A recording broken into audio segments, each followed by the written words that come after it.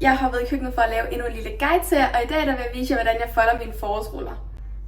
Jeg har været nede i mit asiatiske supermarked, hvor jeg har købt den her pakke forårsrulledej. Og for lige at gøre mig selv en tjeneste, så starter jeg lige med at skille alle de her plader fra hinanden. Hvis du har en bror, søster, mand eller kæreste, så kan man eventuelt få dem til at gøre den her del. For det kan altså godt tage lidt tid, men i sidste ende, så er det altså det værd at have gjort det her forarbejde. Jeg vil også anbefale, at man lige lægger et klæde henover, så dejen ikke tør ud. Men vi skal videre og i gang med at folde de her forårsruller. Jeg har også lige lavet den her blanding af noget majsstivelse og noget vand, som vi skal bruge til at lukke forårsrullerne med. Så lægger jeg en plade ud på et skærebræt med det ene hjørne ned mod mig. Jeg lægger cirka 1 teske fyld, og så ruller jeg forårsrulledejen op til midten. Her der tager jeg så de 2 hjørner og folder ind over midten af forårsrullen. Og så skal den bare rulles til sidste stykke, inden jeg lige lukker den med noget af min majsstivelsesblanding. Jeg elsker virkelig den her del. Jeg synes, det er så satisfying lige at lukke den. Og whoopty, så er der altså forårsruller. Det du kan gøre nu, det er så enten at stege dem, eller gøre ligesom mig og fryse dem ned. Jeg plejer altid lige at tage et par stykker fra, som jeg steger på panden, og så de andre de kommer over på et skærebræt, og så fryser jeg dem lige en time i fryseren. Så er de nemlig let frosne og kan nemt komme i en frysepose, uden at de klistrer sammen. Og de her de er altså geniale at have liggende i fryseren til en dag, hvor man ikke helt overgår at lave mad.